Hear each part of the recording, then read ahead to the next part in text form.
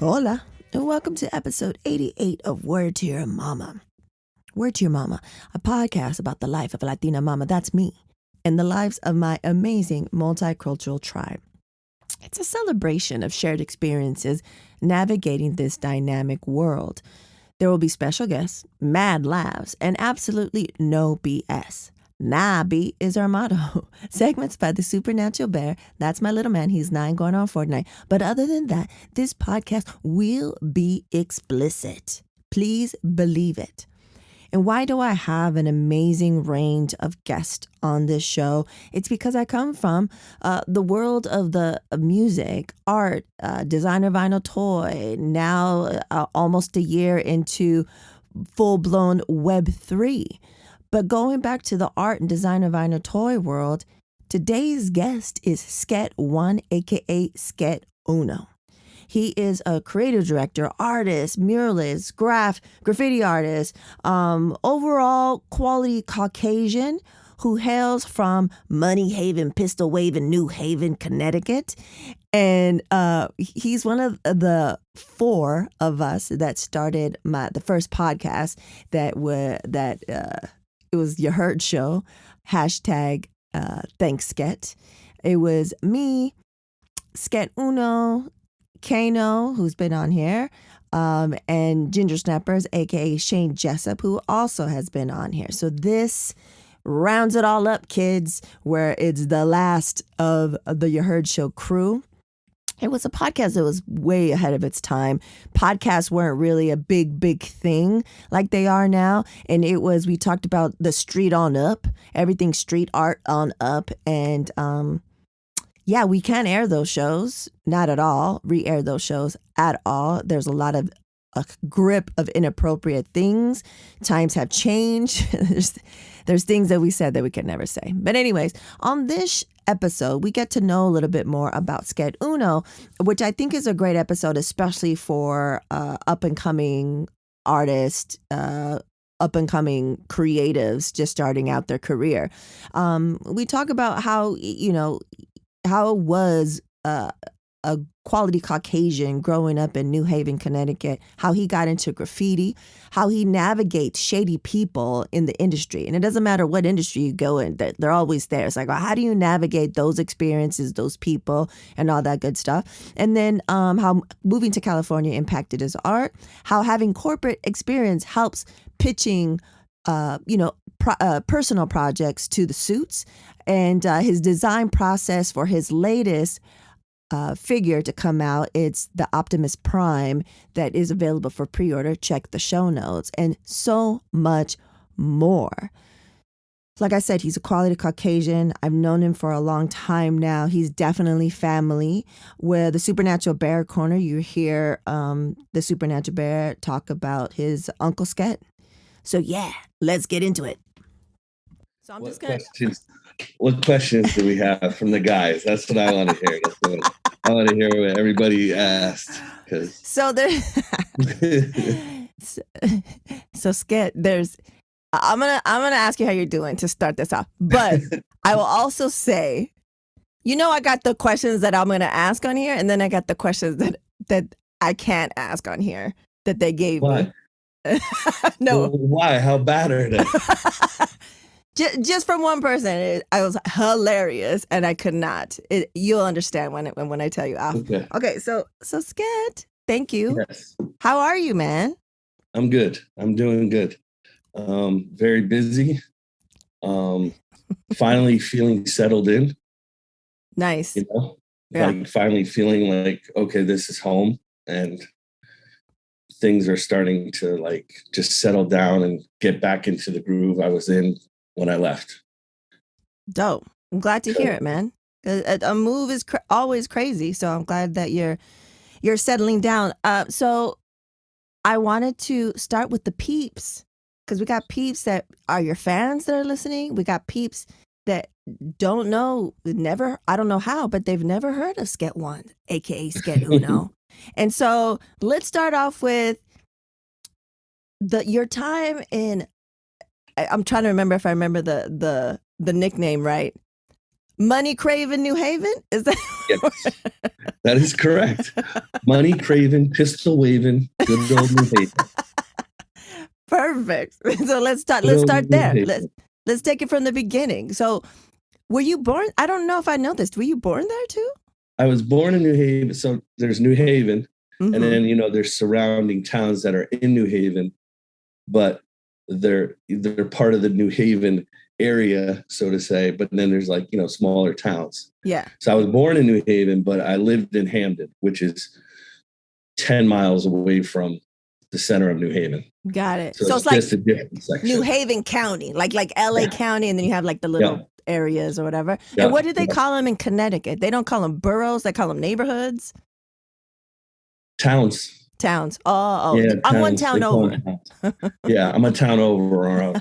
There was like North Haven, Hamden, West Haven, East Haven. And they got really creative when they were making up the names. Got it. So I wanted to find out what, as a quality Caucasian, because that's what we have on the show is quality Caucasian. As a quality Caucasian in Money Haven, pistol waving, New Haven, how did you get into graffiti? There was just the times? It was the times. It was everything. Like, I mean, I grew up, let's see, I was like, 12, 13, 82, 83. So like once hip hop hit, I was about an hour and 20 minutes outside of New York. So I got BLS, I got KISS. These are radio stations that were on every Friday night, Red Alert, Mr. Magic, we got all that stuff. Lucky. So plus my dad worked for Atlantic Records at the time. He was an executive producer. My mom and dad were divorced, so I lived up in Hamden in New Haven, and my father lived in Stamford, which was closer to New York City. So I would see my dad, I would hop on the train. There's a commuter train that goes from New Haven to the city. And I would go to the train. I would go visit my dad in the city all the time. I probably started going to the city. I mean, the earliest I can remember going to the city, I was 6, maybe 5. Oh, wow. So seeing graffiti was just, I was brought into art through, believe it or not, music, because my dad would bring home all these record covers, and all the record covers had art on them and logos. And at a young age, I was just like, you had like Bad Company with like the wolves on the front of Running with the Pack. And like, these are all like records I can remember growing up, AC/DC's logo and Rolling Stones logo. And so all these logos like were things I was looking at every day. And then, I think it had a big impact. I was into comics too. Like where Atlantic Records was 2 floors up was DC Comics. So my dad had a bunch of friends up at DC Comics, and he would trade records for comics. That's amazing. And so comics and graffiti and art in general, I was just constantly around, and I was always drawing. But like I said, once hip hop hit, that's when kind of everything, I was like, 12, 13, 14, everything came together. Yeah. I was getting records early on. They were putting out these mixed records of just random rap groups. And I remember Brim from New York, Tatts crew, had a piece. I forgot the name of the record, but it had a bunch of pieces on the record as the cover. And Brim had a piece on there. I remember that stood out. And then, I got Subway art, and I got, all the different books that, kids my age got influenced by. So, so it was just a culmination of being that age group, and then you had skateboarding and BMX going on at the same time. And skateboarding had a huge amount of graffiti in it, and graphics and stuff like that. And BMX also was, logo infused, the companies in BMX. I mean, you could get a high-end logo like 09, and then you can get like a funky logo like, you know, SE and PK Ripper. So all that stuff like affected me. Yeah, because you're surrounded. You're heavily influenced. Yeah, like I never thought of. I mean, of course, I think of Connecticut as you know, East Coast, but because I'm not from there, I forget how everything's hella close. And then you got to go back and forth. And what about did the freestyle records artwork? Did that have any influence? Like I don't remember what the artwork looked like because I didn't get those records. I just heard it on the radio, so I don't know what it even looked like. They didn't like have logos really, right? I don't know. All the freestyle. My dad loved freestyle and he produced freestyle. Yeah, My dad is responsible for some bullshit. But I think like at the time, freestyle was just, I mean, shit, we broke to a lot of freestyle. You know, I remember there was this club in Hamden called Daniel's, and, you know, they would have a kids' night, so to say. You know what I mean? Like, I think it was like 13 and over or something. And, you know, so all the high school students that were there, of course, all the girls with their hairspray hair, you know, they'd be dancing to the freestyle. And then, you know, all the boys that were breakdancing and stuff would be on the outskirts waiting for, you know, a rap or a breakdance song, you know, something to come on that we could start breaking to. Oh, that's amazing. But, those are the good times. That's funny. But it's funny. I mean, so, but the freestyles, you know, my dad produced like Seduction. Ooh, and I don't know if they consider them as freestyle, but, you know, just at that particular time, he probably produced a lot more. Like, I'm sure he was involved with like Lisa and stuff like that, but nice. Don't like quote me on it. I you know how it is when your parents, like if your parents are into something, you're like, that's corny. You know what I mean? Totally. Just automatically happens. So, yeah. So when my dad was into something, I was like, nah. Opposite way. Yeah. When he told me that, you know, he like sent me a tape of CNC Music Factory. And it was before, you know, and he was like, tell me what you think. And I was like, it is terrible. Which means it's gonna do really good, you know, and it did. It did. It's still like your nephew knows that shit because of like memes and all the YouTube videos and the movies and shit. So I think I've done this, but I'm gonna do this on the show. I just want to say thank you because I know you initially through the designer vinyl toy scene because we were on, shout out to Marka 27. We were on that what were they called? Big Buddies.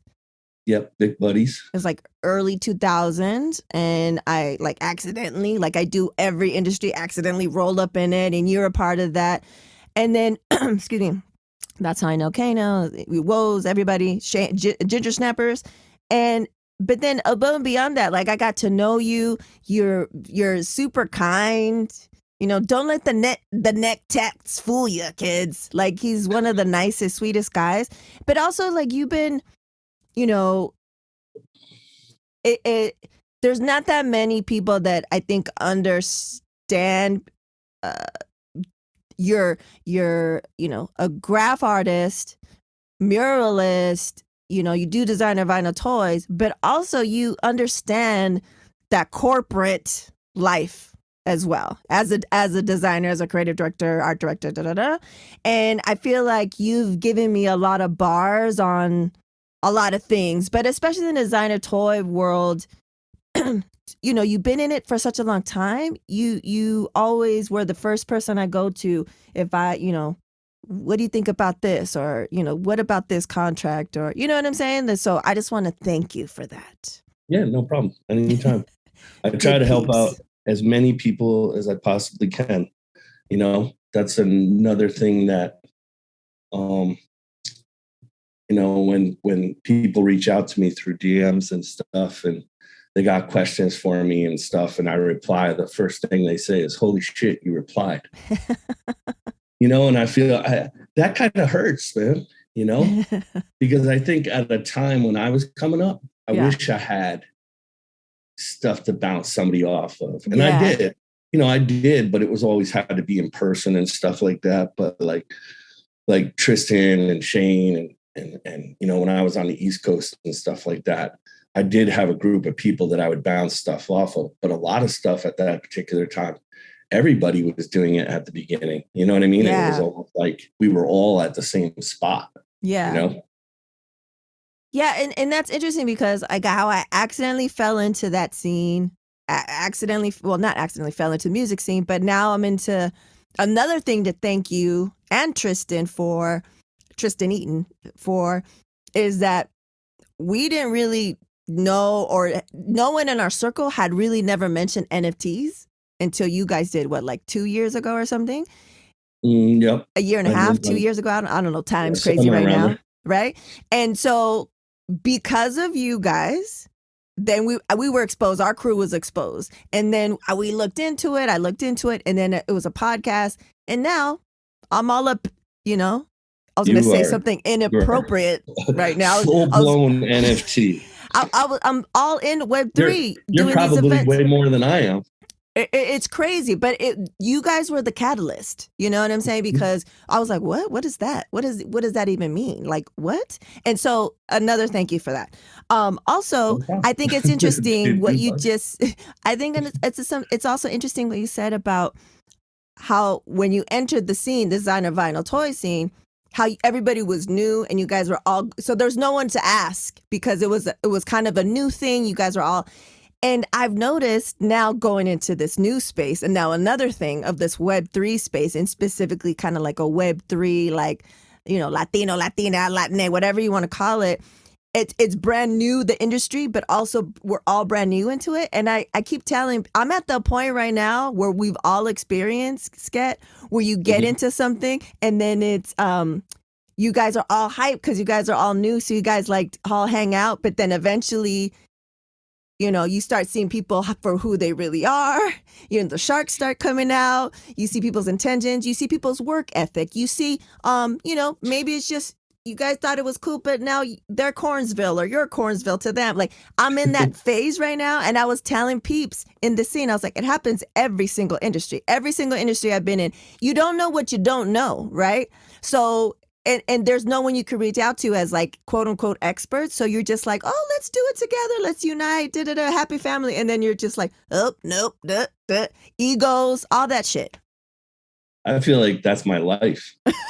Like I have phases. You know what I mean? Like I was talking to somebody about it. I was talking to Scene about it yesterday. That like, when people say I lived like 3 lifetimes. Yeah, I get that now. Like, I get that. I feel that now. For real.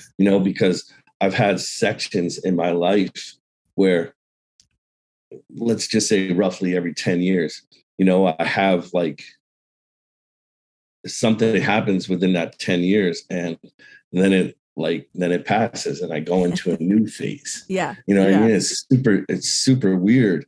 And, there's always this same lesson, and it's the lesson you just talked about. Is you learn about all these different things, and you're like, "Oh, this dude's doing this. All right, well, and it's tiring. It's exhausting. It's exhausting. It's exhausting, Sket. That's one thing I was saying too. It's exhausting. And I just got out of a meeting earlier today, and we were like, "Well, here we are." It's just like it. I maybe you have some advice for this, but. It's an industry, it's a niche industry, it's a small knit community, it's incestuous, you're going to have to work with all the people all the time, somehow, some way, right? But then you find out they did some shady shit to you, they did some shady shit to someone in your crew. So how do you navigate? Like, I was like, okay, I can't have a smear campaign off of this person. I don't want to waste the energy. It's not a good look, but I also don't want that person to get over on anyone else. So it's just like, right now I'm at the point where let's just keep it with the people that are tight-knit people that we trust. Yeah. And we just tell people, we don't tell them the business if we're not close with them, but just tell them to look out. Like, I feel like they'll eventually encounter that person, but like, what's the balance? Like, how do you balance that? Each person has their own relationship with each person, you know, and you know, a perfect example is I was working with a company, okay, and there was this other artist that was going to work with the company, okay. Now this company screwed me or tried to get over on me. Being taken care of right now. Nice. But this other person came to me and was like, yo, man, I heard that, they did some shady shit to you, et cetera, et cetera. And I turned to this person and I was like, yes, they did. It's not cool. I'm mad, pissed, and I'm taking care of it myself. And they're like, well, I don't want to work with them if they did that to you. And I was like, no, you do you. I said, this is your situation. I don't want you to miss out on making some money because of my situation. You do you, and just go in there knowing what they did to me, but you go make yours. Yeah. And they were like, you sure? And I was like, yeah. I was like, my business has nothing to do with your business. So I don't want it to affect your cash flow. If you can get some money, get some money. I'll take care of my business, Yeah. And I appreciate it. I told him, I said, I appreciate it, but there's no reason to, miss an opportunity or miss a chance that, could help you personally. Yeah. Because of some shit I went through. So it's just telling them, just informing them however you feel comfortable so that they can make an informed decision moving forward. Like, don't stop your shit because of what happened to me, but no, they are capable. If they're going to do it to me, they're capable of doing it to anybody. So move accordingly. You have to make that decision for yourself. Yeah. And you know what? They might not do it to him because of what's going on with me and that. Exactly. They might be like, oh shit, maybe we shouldn't do this. Exactly. So it's just, I feel like because I also work with producers that I have great relationships with, and they're awesome people, and I refer them and I turn people on to them, et cetera, et cetera. And then, they are friends with people that I'm not friends with, and I don't want to be friends with, and I don't jive with. Yeah. Yeah. But it doesn't affect that relationship. Like, there's that A and B. I'm not going to let this, this C over here and this D over here affect A and B. Yeah, that makes sense. So I guess it's a case by case basis, Yeah. I mean, I've worked with companies that have screwed me, but they turn around and have done, they've taken care of another one of my friends 10 times over. So that's when it's like, oh, okay, well, you know what? You're getting taken care of good. Yeah. They didn't fuck you over. I got fucked. Yeah. Good for you. Yeah. Got it. Yeah, it's just fascinating, because I forgot about that until I got into this new one. And I was just like, oh, I've been here before many times. It happens every time. It happened, like you said, it's cyclical. It's just like, oh, okay, I get excited and passionate. And then I have to remember, like, don't get too crazy because all this shit is going to happen again. There's always the shadies. There's always the sharks. Especially the ones that put up a front like they're all down and helpful, but they're really not. Those are in every fucking industry. Those are people in life. So it makes sense. Man, I could write a book. Yeah, you'd be rich. We'd be rich as fuck if we talked about how the many times that we had to deal with these sharks, and especially just, it's a whole nother topic. Okay, so let's get into, I feel like the questions and comments from the audience is gonna cover a lot of, your story. So let's get into the questions and comments from the audience. First one, why did he decide to move to California and how did the move impact his art career? This is from your Heard Show crew, Kano. This is a question that I could ask on air, quote unquote. So why did I decide to move to California? And how did that impact your art career? Well, so I decided to move to California for a bunch of different reasons, but one of the main reasons at that particular time was I got an offer from Bad Juju. Oh, yeah. and Bad Juju came over and they offered to move me out to California. They gave me a signing bonus. They threw a bunch of money at me. So that was probably the big thing. The other thing was, women's.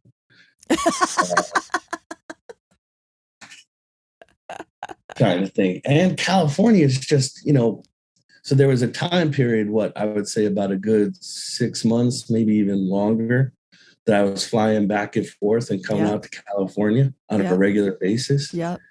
And it was very obvious that what was going on in New York, say from 2003 to 2010,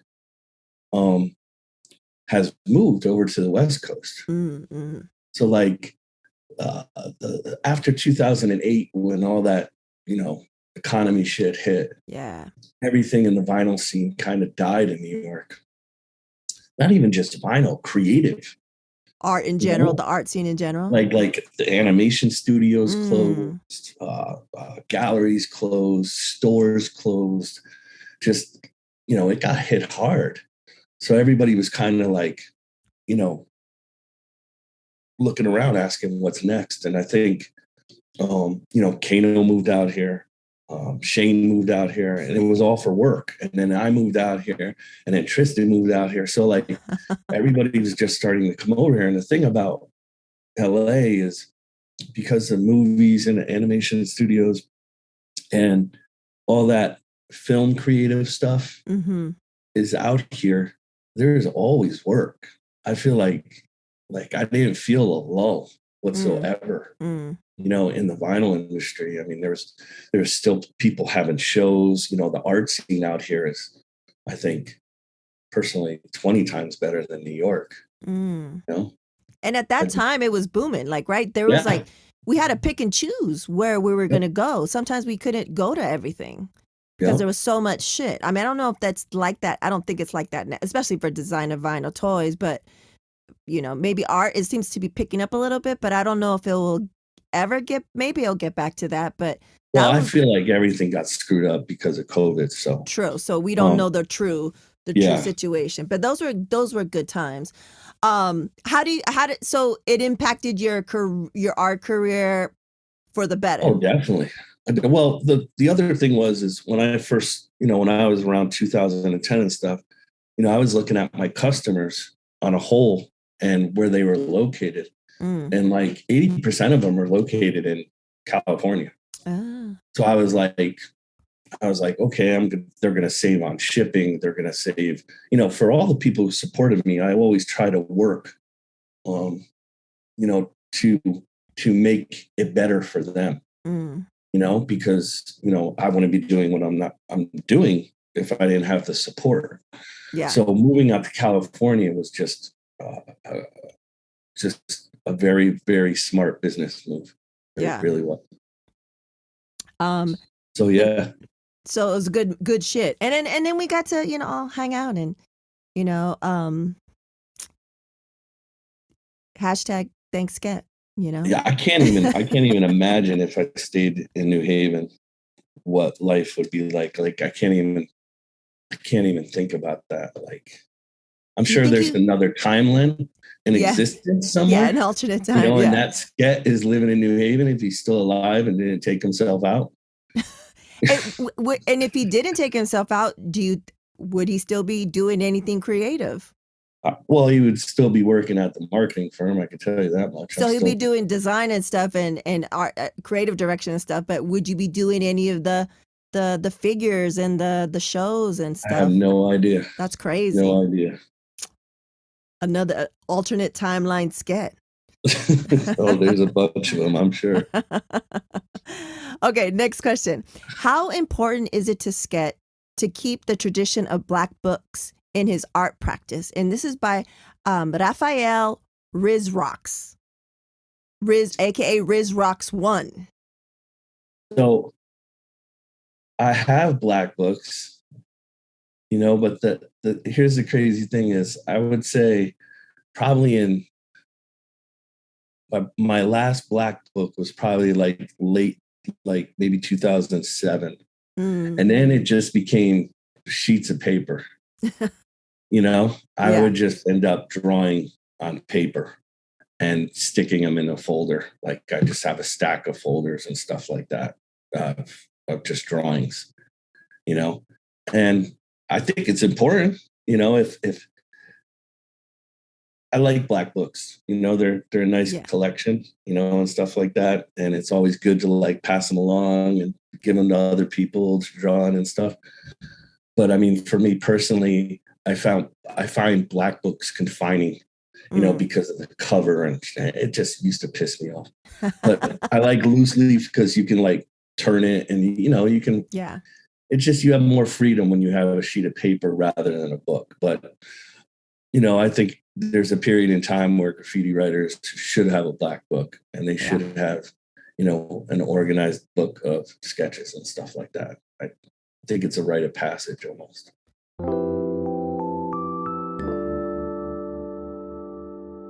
I wanted to know why some people who get COVID-19 get it so bad. I found out it may be because they have a high risk factor, such as heart disease, diabetes, being overweight, smoking, and asthma. Even if symptoms feel mild, these factors can increase your risk of COVID-19 turning severe. So if you're at high risk and test positive, there are things you can do, like asking your healthcare provider if an authorized oral treatment is right for you. Learn about an option at treatcovid19.com. This message is sponsored by Pfizer.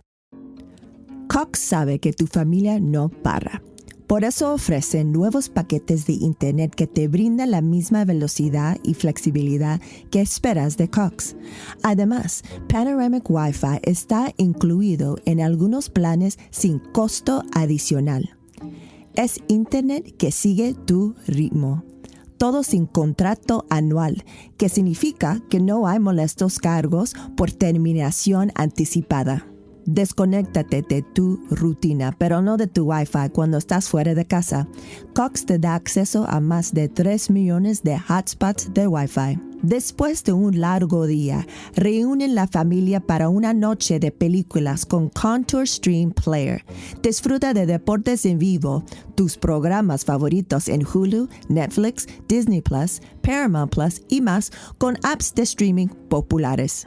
Conoce más en cox.com/español. And I feel like even in this digital world, I think you still need to keep up your analog skills. Like you still need to, I mean, if you're a well-rounded artist, I feel you should be able to draw on paper. Yeah, definitely. The fundamentals, right? The basics. I mean, I still start off on paper. Even if it's just a circle and then, another circle for hands. And you know what I mean? I can still start off with that. I'll take a shot of it and bring it into Illustrator, and then I'll build off of that. But it's still, to get this out of there, it's going to get sketched first. You know what I mean? Yeah. It's plus now when I go paint, it's even rare that I actually bring a sketch with me and I just sketch on the wall. Which is really like liberating because it's, it's big. It's, you could be like, oh, I'm going to put this over there and I'm going to put this over there, Yeah. So it's, drawing's important. Drawings. Okay. I haven't made the switch yet though, to a tablet, to these, like what Kano uses and other people like Jesse and, they use big tablets and stuff, and they can spin them and sketch them, and I still build with a mouse. Yeah. Do you think you'll switch? I don't know. I like at this particular point, I'm kind of like, why? It works. If it's not broken, why fix it? Yeah. But like right now is a very pivotal time for like my future. I don't know where I'm going. Well, I do know where I'm going. I just don't know. I feel like things are going to get very analog in the next year for me. I feel like I'm moving away. I'm going to start, I talked to Big Boy. Oh, I saw that. Was he in town? Yeah. Yeah. He was because SneakerCon happened this weekend. Oh, so that was in Vegas. I was like, is that Long Beach? Okay. Got it. Yeah. So I saw him and he was like, I want you to come back out and I want you to do canvases and stuff. So I Dope. was like, all right, here we go. Shout out to Big Boy legend. But I forgot to ask you, I had a crazy fever this weekend. I remember I saw that picture and I was like, am I hallucinating? Is that Big Boy from the Philippines with Sket in them? Yeah. How's he doing? He's good? I saw he came out, so I messaged him. I never want to bother him. That's a good thing about being out here is like everybody comes here. Yeah, all the conferences and shit. Yeah, just everybody comes here. So when I see people are here, I hit them up and I'm like, if you got 5 or 10 minutes, say what's up, let me know. And he was like, yeah. And I was going down to that Andy Nguyen was having an opening of Hello Kitty Cafe. And Nice. Janelle works with him. So yeah. The whole family went down. And I told Big Boy to come by. And it was great to see him. Did Andy and Big Boy know each other? They knew each other online, but they never. Nice. So I introduced them to each other, and of course, Big Boy was like, "When are we gonna do this down in Manila?" He wants. Oh, totally. Oh yeah. Oh yeah. It's time. And Andy's going to. Yeah, he's going to Korea. Compound. Wow. He's opened up a Board 8 out in Korea. It's going to be massive. That's going to be massive. Okay, so the next question. Tell us about your design process for your latest Optimus Prime project. And that is from your nephew, the Supernatural Bear. The design process. Well, I already worked previously on the Transformers license through Loyal Subjects. Oh. And remember back in 2014, I did all the T-shirts. Oh, yeah. Yes, I remember that. Skate decks and all that stuff. So to come back to it, I was kind of stoked, Yeah. The design process. After having a meeting with Sideshow, I asked them what they were looking for, and they were just like, we want something graffiti-ish. We want something, influenced by you. And I was like, all right, cool. So, my first thought was, okay, I'm going to convert Optimus Prime into a train. That was my first thought. I was like, all right, we're going to change the tires and stuff to train wheels and stuff like that. And then I was like, I'm going to put a throw up on the window like he was tagged. And then I did a bunch of like graffiti words, and I worked on the Transformers logo. And I was like, okay, this is going to be almost like Elements packaging. I started thinking ahead. I was like, all right, I gotta have something on, some kind of like branding, for the project that was specific towards the project. So I worked on that. And then sketching positions, I went through old comic books, Marvel Transformers comic books, to look over Prime's positions and different stances. And I found one that I liked, sketched it out, brought it into Illustrator, and just started building, the basic shapes of him and getting down, when I do people, or when I do, I don't know, figures. Yeah. I do them very simple. I refer to the Star Wars mural I did out in Japan in 2019. It's very blocky and very, what's that style? The low poly. Yeah. So it has that sort of flavor to it. So I got that down. And once I got that down, then I was like, I started talking to them about what I was able to do. Because, every time you throw in a little extra thing, it's a little extra money. Yeah. So I was like, can I attach cans to him? Because, Prime has the smokestacks. Yeah. Like that would be dope if they were spray paint cans. So that's when I started attaching spray paint cans to him. And then I was like, can I change his face and put a respirator on him? Which everybody gets mad at me. They're like, why'd you put a respirator on a robot? I was like, why are you confining my creativity? Like, I can do whatever I want. This is Transformers. Exactly. I was like, it's a made up story. Don't you get it? I can do whatever I want. He doesn't exist, dude. Like, why are you taking it personal? So then I got the staff and the roller, and little by little I started to build him, to what he came out as. So it was a long process. That's been in the works for 2 years. Wow. I remember. So the first draft, if you will, that you sent them, was that approved, or did they come back and give you some tweaks? Oh yeah, definitely. It was a lot of back and forth. My drips were a lot longer. There was a lot. It was more, there was things that I created that I should have known, beforehand, couldn't be reproduced. Got it. So they were like, we have to shorten the drips and they have to do all this stuff because it will make it easy to break and all this stuff. So yeah, I had a bunch of different revisions on it, Yeah. But it was like more like mostly like little details, like not. Yeah. Yeah. It wasn't like anything major. like it wasn't, they didn't come back and be like, okay, we don't like this at all. We're going to scrap the whole thing. Got it. So no, just they minor were very things. Projection shit. They liked it. They were like, this is dope. This is dope. Because what I did at the very beginning was I did only one position. Mm-hmm. And I had all the art, the branding art to the left. And then I had one of my old t-shirts that I did to the right, so they could see that, this is where it's coming from. Yeah. This style.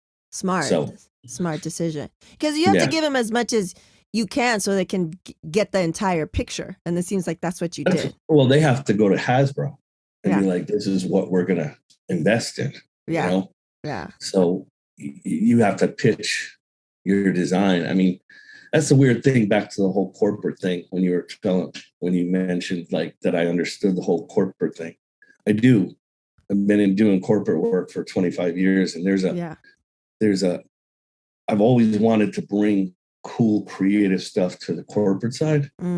But I think sometimes going the other way, like it's melting both together. Yeah. So both sides are happy, is like when you work on a project like this with a license, I think is key. It's understanding. It's a skill. Understanding that you're going to have to impress some suits and try to get over on some suits, and at the same time, not sell yourself out and just fucking be like, I'm going to do this corny project. Yeah. You gotta push it, like, on both ends. And I tell, I have a couple mentees, and I, tell them that, they're excited because I work for myself now, but I tell them, I was like, the time that I had, even if it was a little bit of time, it wasn't that little bit of time, but the time that I had in corporate world was invaluable because I learned a lot. And you learn, and it doesn't matter that it was that long ago. It doesn't matter if it's now. You learned people skills, people navigating skills. You know how the system works. So like right now, like for instance, you in this project, you know what you need to do to present so that the suits, and I always say that the suits got to say yes, but they don't give a fuck about looks and design. They want to say, what can we get away with? What can we get approved? And how is that affecting our bottom line? They want the numbers. They want it to be reflected in the numbers. So, and it's like I was saying, it's a skill, because you're like, whether it's you or you're project managing another artist, it's like, let's push it here, but also let's not give in. And then it's like, also let's present it in a way that they understand, because they won't understand it if you just give them a little bit, right? Like they have to see the whole picture. So I always say, like, get in for a little bit, 6 months, a year, get that corporate shit in, figure out how that works, because that's going to help you. It's invaluable. Like I know how to navigate, because I was like, oh, the suits. I got to think of the suits. When I'm working on logo programs, I'll do a shitty logo and throw it in. And the reason being is because I want them to look over there. Yeah. So when they see that shitty logo, they're like, oh, that's shitty. And then they go over there and they're like, I'm like, But have they ever picked, because some people have terrible taste. Have they ever picked a shady logo? No, no, no, they don't. What's funny is maybe my creative director might. Shade. Nah, I'm just saying, sometimes those project managers, they don't. They think they know, but they don't know. They think they know. They don't know. Yeah. Hilarious. Yeah, like I've gotten to the point now, if I present something, my weakest one, I'm like, am I okay with my name on that? And, or like, what is my exposure on this? Will anyone know that it was me? You know what I'm saying? Like, that's always a thing. Okay, so let's get into the not so rapid fire questions, the AKA slow as hell questions. Sket Uno, are you ready? Yep, let's do it. 3 words to describe yourself. Jerk. No. Not at all. Driven. Mm-hmm. Definitely driven, motivated. Let's see, what else? I'm definitely hard-headed. I'm hard-headed. Ding, ding, ding. I am a hard-headed person. I that's definitely. And I don't know, I like to have fun. I think I'm a fun person. Yeah. Even though Spanky Stokes always said you're very stoic. That was his favorite adjective for me. For you, stoic. What are you, a statue? The next one. What's the best piece of advice you've ever received? Do it yourself. Mm. That's honestly, that's the best advice. Do it yourself. And that's anything. That's anything. Like, there's not many people you can count on, man. To have the same kind of passion and the same kind of like vision that you have. Yeah. So if it's your stuff, do it yourself. Learn how to do it yourself. Yeah. Whatever you need to learn. Yes. Learn that skill so that you can. Yeah, it's true. It's true. This will be interesting. What's your hype song when you need to? Like your go-to, I need to get hyped. I'm going to play this track. It's a mix. It's a mix. So it's a 1994 mix by DJ Ayers. It's dope. But honestly, I would have to say there's 2 songs on that mix. Okay. It would be Made You Look and then by Nas, and then I would have to say the other one would be Time's Up by OC. Okay. But those 2 songs are fucking hard. So I'm gonna look for that mix if I can find a YouTube. If not, for sure, those 2 songs will be added to the Word to Your Mama guest hype playlist. I'll have a link in the show notes, along with all of Sket Uno's projects.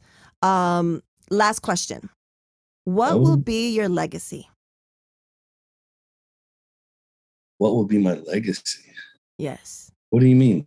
Like when you're not on this earth anymore, what will people think when they think of Sket One? They see a Sket One piece, they see a Sket One figure, or just think of you. What would be your legacy? Like, what do you leave behind for the world?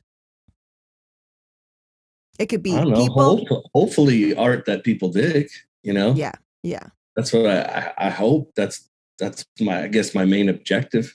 Yeah. To this life. It wasn't, it wasn't always like that, but by this time I'm like, I gotta leave something, I mean, it's always cool to like inspire people.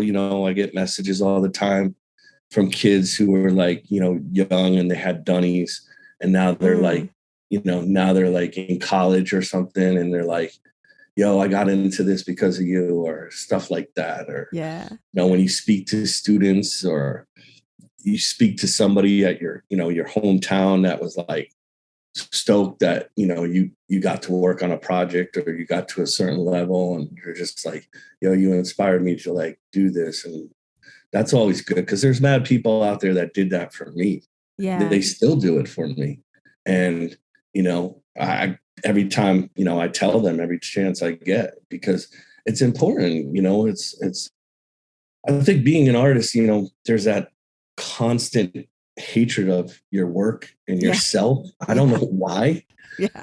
But but there's so much self-doubt in art, and to have peers or to have fans or to have anybody come up to you and be like, yo, you know, keep doing what you're doing. Yeah. You know, like Ghostface, you know, with that video, it's still Dope. sends chills, man. Yeah. You know, it's like, damn, that's fucking Ghostface. Like, fuck. Yeah. Like it's validating. And it's also, I think it would be great for anyone listening that's a young artist to hear someone like you that's been in the game for so long, to hear that, you know, you never grow out of it. It's I think with everything else and a lot of people that I have on here, it's what a good friend of mine talked about. It's just the recovery time. Like we all get imposter syndrome. As an artist, we all are harder on ourselves and we got that self-doubt and all that shit. But I think it's as you get Except older. Maybe Kano ain't got no self-doubt. Kano ain't got self-doubt. I'm sure he does. I think it's the recovery time, right? Like you get it, but you don't dwell in that place that long anymore, hopefully, you know, but you always get it. And I think that's refreshing.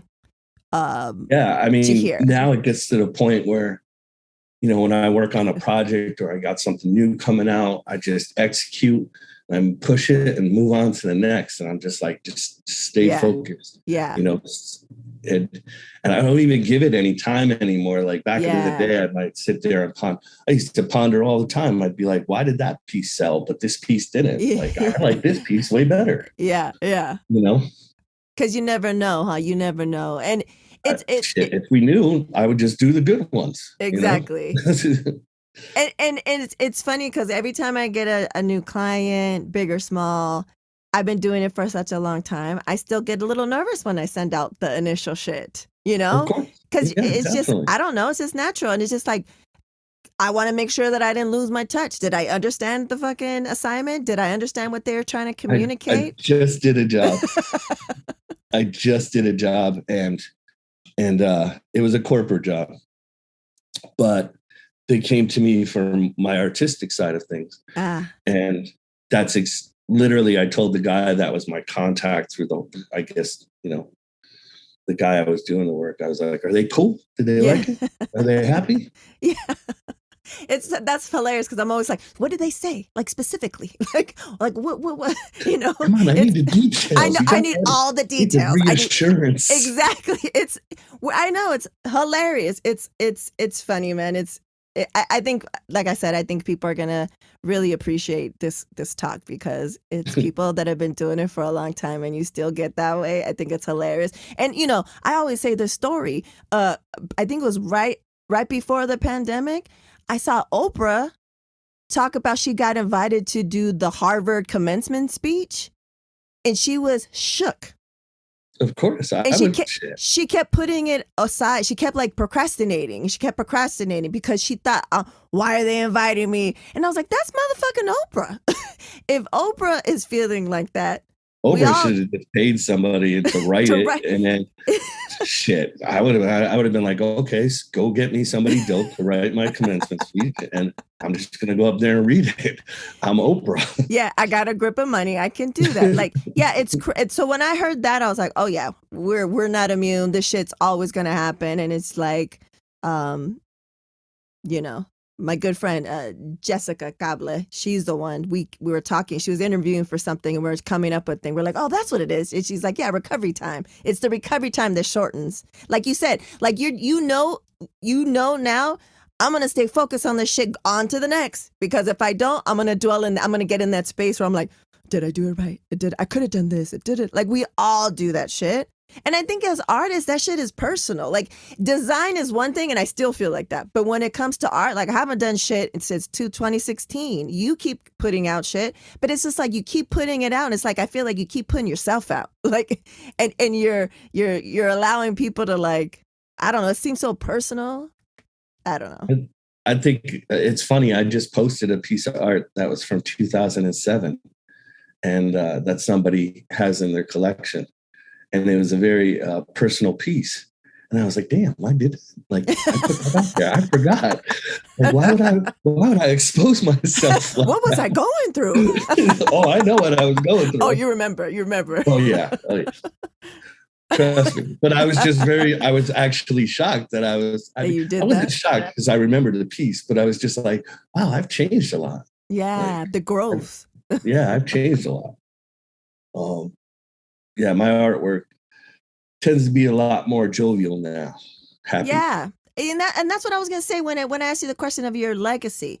You know, for sure, you're one of those artists that when people think of your shit, it's joy. You know, especially just thinking about your figures. It doesn't matter if it's the spray can or whatever it is. It's always joyful. It brings a smile to your face, because not just the way you illustrate it, but the color schemes, very joyful. And one thing that I think always sticks out since you did it is the wall that's at the Long Beach Convention Center. Yep, the phase 1 stuff. Yeah, it's just joy, pure joy. And I think that's a great legacy to have, Sket Uno. So tell the folks, this is today is July 11th. This will be out in a week or two. Or we're out of pre-order for the Prime? No, you can pre-order it right now. You can pre-order right now. Yeah. No, it's supposed to come out anywhere between October and November. So I'm assuming it's going to be at DCon. Sweet. Perfect. That's when they'll probably release it and sell it. But I have a big project coming out on the 20th of July. With Major League Baseball, the show. It's the video game on the PlayStation system. Dope. And also, what's the other one? The other system, the Microsoft one? Xbox. Xbox. Mm-hmm. So I'm gonna have downloadable bats. You have to go on a conquest and you can download bats that I designed. Dope. Amazing. Felicidades. That's dope.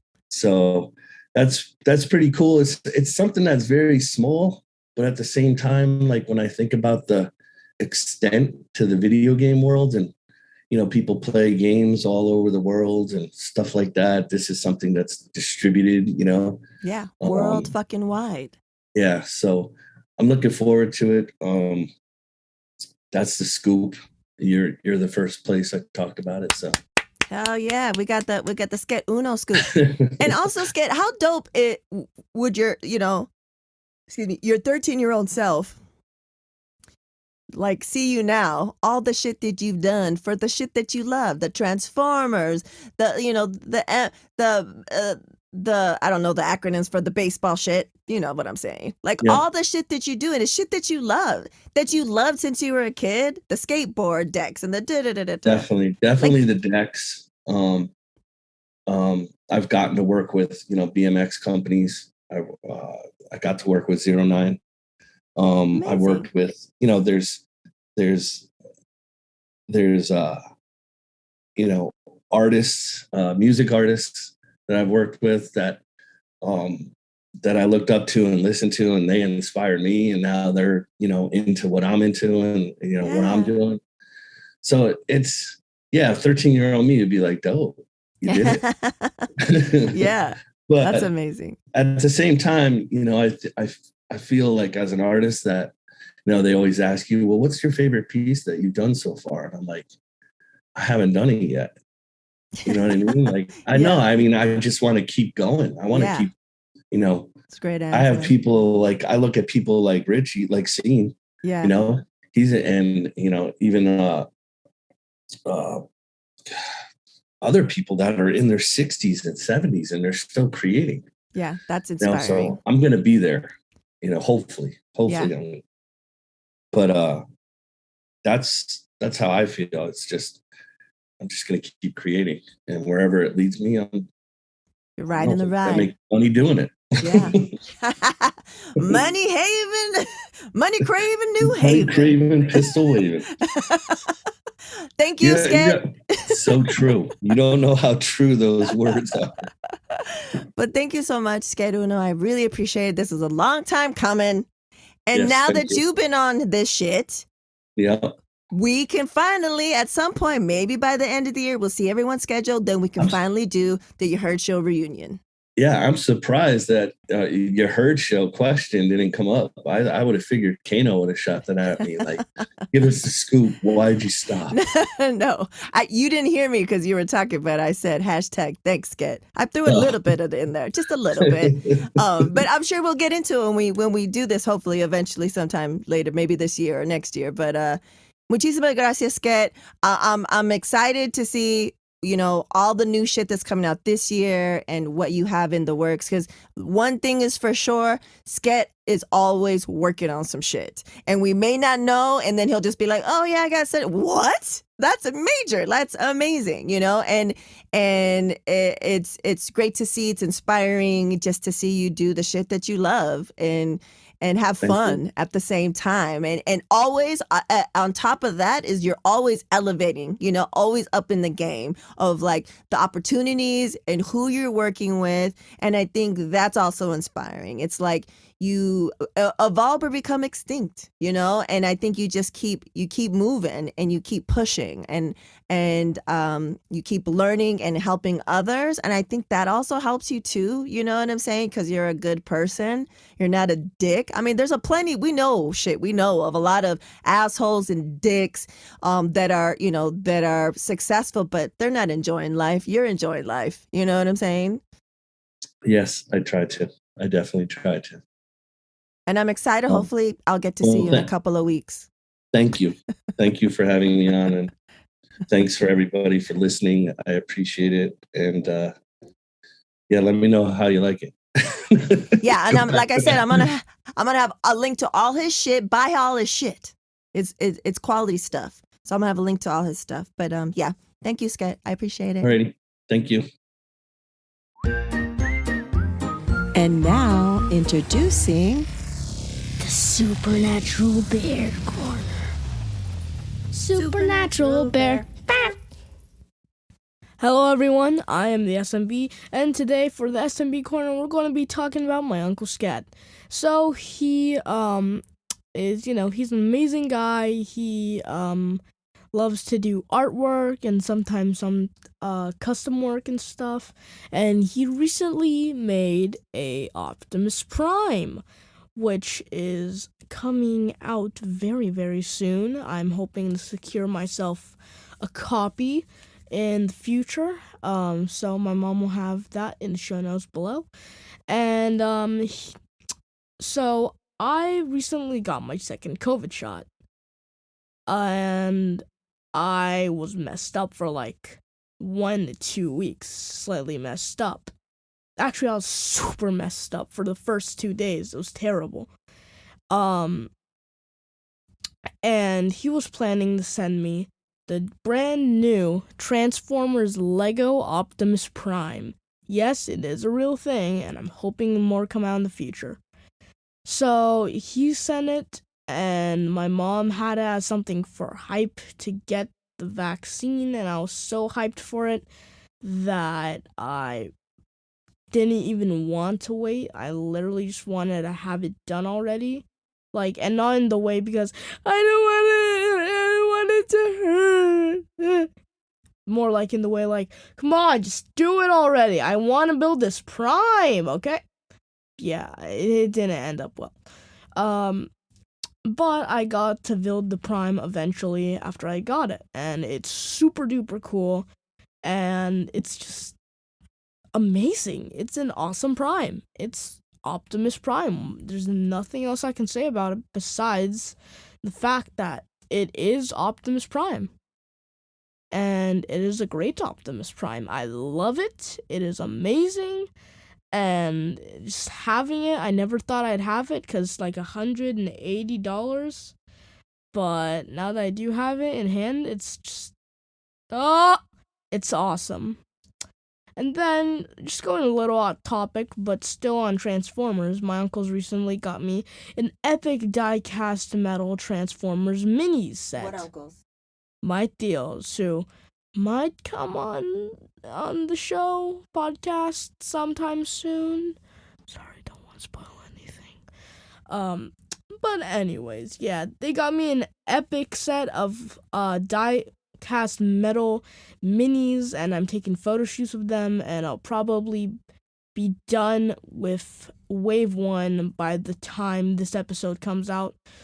So, yeah. So, this has been the SMB signing off. Thank you guys for listening, and I will see you in the next episode. Stay safe, guys. Shooby-doos. Yeah. There you have it, folks. Episode 88 of Word to Your Mama. Quality Caucasian. I told you I only have quality Caucasians on here. And yeah, it's very interesting during the conversation, after the conversation, actually.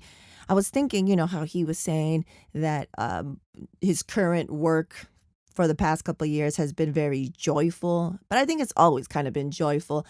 And I haven't exhibited since 2016 and really haven't been creating any of my own art. But I think it's because I was in a dark place for the entirety of my life up until that point.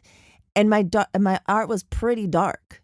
Like, it was always like skulls and blood. And like, people thought I was a dude. I don't know why my name was Ritzy. But yeah, it was just, I don't know. So, I haven't had the bandwidth or the space to try to figure out where I'm at. But I think I'm joyful. But what does that look like for me? Because it's not cutesy.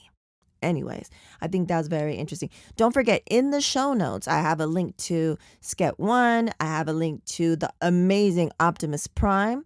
Also, Kano, he's asked a question. We've had him on as a guest. The mild-mannered hoodlum, the one from Queens.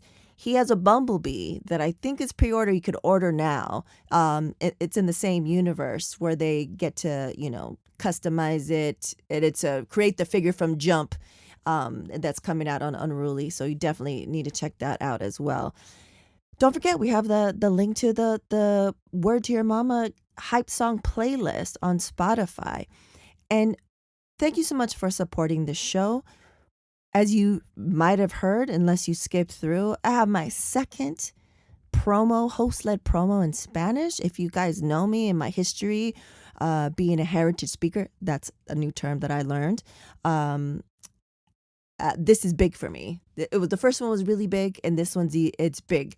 So thank you that you'll be hearing that, or it'll be in here for at least another 2 months, which is very, very exciting. Shout out to Latina Podcasters Network, Rita, for making it happen. And, for supporting, you can do it for free. Leave a couple, 5-star reviews. Tell your folks, tell your peeps, tell your friends. You become a patron. You can buy us a whiskey via Buy Me a Coffee. And you can also always head over to the Word to Your Mama store to buy some enamel pins, some tea towels, some shirts, some custom shirts. Oh, please believe it. Custom shirts and custom tanks. It's summertime. You need some razor back tank tops. But yes, so thank you very much. We appreciate all the support. And yeah, until then, we reap. Word to Your Mama is owned and produced by Ritzy P. Intro beat produced by Nico Beats. If you want to know more, you want to email us, you want to get the media kit, go head over to wordtoyourmama.com. Word to Your Mama is now part of the Latina Podcasters Network. And as always, Word to Your Mama is brought to you by ritzyperiwinkle.com.